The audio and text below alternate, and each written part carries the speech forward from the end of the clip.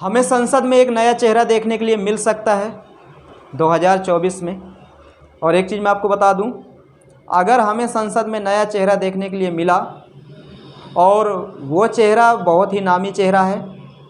आप ये तस्वीर देख रहे हैं, ये हमारे देश के बहुत ही महान शिक्षक हैं अवध ओझा सर। और बताया जाता है कि बीजेपी अभी इन्हें टिकट देने वाली है लोकसभा की। और अगर बीजेपी ऐसा कर रही है तो कहीं ना कहीं बीजेपी बहुत अच्छा काम कर रही है कि एक शिक्षक को भी मौका दिया जा रहा है। क्योंकि जितनी भी राजनीतिक पार्टियां हैं, चाहे बीजेपी हो, कांग्रेस हो, सपा हो, बसपा हो, हमारे देश में जितनी भी राजनीतिक पार्टियां हैं, कोई फिल्म अभिनेताओं को टिकट देता है तो कोई नेताओं को टिकट देता है, किसी न किसी को लोग टिकट देते हैं, लेकिन कभी कोई शिक्षक को लोग टिकट नहीं देते हैं।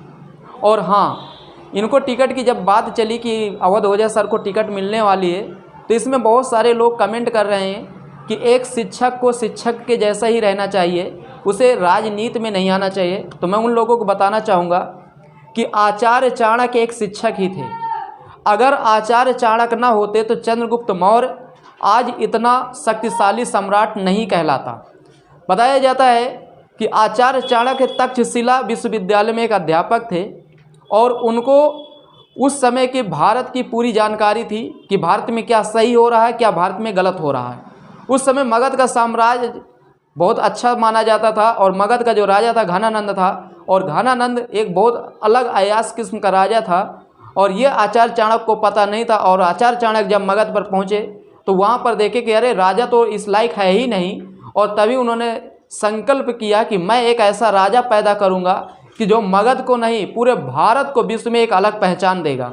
और वो चंद्रगुप्त मौर्य को लाए, और चंद्रगुप्त मौर्य को लाने के बाद खुद उसके प्रधानमंत्री बने। अगर आचार्य चाणक्य उसके प्रधानमंत्री नहीं बनते तो कभी चंद्रगुप्त मौर्य नहीं कहलाता। आज पूरी दुनिया में चंद्रगुप्त मौर्य का डंका बजता है। आज इतिहास में चंद्रगुप्त मौर्य के विषय में बताया जाता है, पढ़ाया जाता है, सुनाया जाता है। उसके ताकत, उसकी दिमाग, बहुत सारी चीज़ें उनके विषय में बताई जाती हैं। साथ में आचार्य चाणक्य की, तो आचार्य चाणक्य एक शिक्षक ही थे। और ये क्षमता एक शिक्षक में ही है, बाकी किसी में नहीं हो सकती।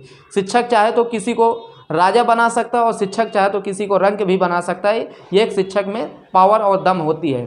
तो अगर एक शिक्षक को इतना बड़ा और इतनी बड़ी जिम्मेदारी कोई पार्टी दे रही तो हमारे लिए तो बहुत गर्व की बात है। हम उस पार्टी को भी तहे दिल से धन्यवाद करते हैं। और हम तो यही चाहेंगे कि भविष्य में जितनी भी राजनीतिक पार्टियां हैं, चाहे वो सपा हो, बसपा हो, कांग्रेस हो, कोई भी राजनीतिक दल है, अगर वो 4 फिल्म अभिनेताओं को टिकट दे रही हैं तो एक शिक्षक को अगर वो टिकट देंगी तो उम्मीद करता हूँ उन फिल्म अभिनेताओं से अच्छा काम एक शिक्षक करके दिखाएगा। क्योंकि अभी बीजेपी पवन सिंह को आसनसोल से टिकट दिया, पश्चिम बंगाल में। अब क्या आसनसोल के विषय में पवन सिंह को अच्छी नॉलेज है? वहाँ का इतिहास पवन सिंह जानते हैं कि वहाँ का भूगोल जानते हैं कि आसनसोल में कौन सी नदी बहती है, क्या वहाँ की समस्या है? शायद पवन सिंह को ये बात पता नहीं होगी। लेकिन अवध ओझा सर भले ही यूपी में हैं, लेकिन पश्चिम बंगाल की हर समस्या इनको पता होगी। क्योंकि ये एक जीएस के टीचर हैं, हिस्ट्री के टीचर हैं, इन्हें ज्योग्राफी का नॉलेज है, कई सारे सब्जेक्टों का नॉलेज है। और एक चीज़ मैं बता दूँ, जब एक पढ़ा लिखा व्यक्ति संसद पर पहुंचेगा तो कोई गलत बिल वो लोग पास नहीं कर पाएंगे। और मैं तो ये कहता हूं कि हमारे देश में जितने महान शिक्षक हैं, जैसे विकास दिव्यकीर्ति सर हैं, अवध ओझा सर हैं, अगर इन लोगों को आगे संसद तक पहुंचाने का काम किया जाए तो और अच्छा है। और जनता को कभी रोड पर उतरने का मौका ये लोग नहीं देंगे, क्योंकि ये पहले ही वहाँ बता देंगे कि नहीं, इस बिल से लोगों को कितना फ़ायदा हो सकता है और इस बिल से लोगों को कितना नुकसान हो सकता है। क्योंकि ये लोग पहले से हर चीज़ के जानकार हैं। अब बताइए, जो टीचर IAS PCS लेवल की पढ़ाई कराता हो तो क्या वो साधारण होगा? क्या वो औटा छाप नेता थोड़ो है? उसे तो पूरे देश की समस्या पता है कि कहाँ पर क्या करना है, कहाँ पर क्या नहीं करना। तो अगर कोई क्षेत्र इन्हें दिया जा रहा है, जिम्मेदारी दी जा रही है, तो मैं गारंटी के साथ कहता हूँ कि ये उस क्षेत्र को विकास में 1 नंबर का विकास कराएंगे और उस क्षेत्र के लोग काफ़ी ज़्यादा खुश होंगे। तो मैं उस क्षेत्र वालों को भी यही कहूँगा, क्षेत्रवासियों को, कि अगर आपके क्षेत्र में अवध सर को उतारा जा रहा है तो आप लोग इनका फुल सपोर्ट करिए।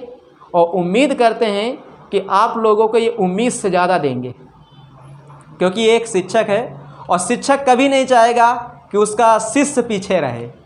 तो अगर आपके क्षेत्र में कोई शिक्षक आ रहा है तो उसका आप स्वागत करिए और वो आपको अपने से आगे बढ़ाने का प्रयास करेगा। इस संसार में केवल 3 ही लोग ऐसे हैं, माता पिता और शिक्षक, जो अपने शिष्य को अपने से आगे देखना पसंद करते हैं, नहीं तो कोई नहीं पसंद करता इस संसार में, इतना याद रखना। और अगर इनको उस क्षेत्र की जिम्मेदारी दी जा रही है तो ये ईमानदारी से काम करेंगे उस क्षेत्र में, ये मैं वादा करता हूँ, क्योंकि एक अध्यापक और एक अध्यापक का एक अध्यापक के ऊपर विश्वास होता है। दोस्तों धन्यवाद।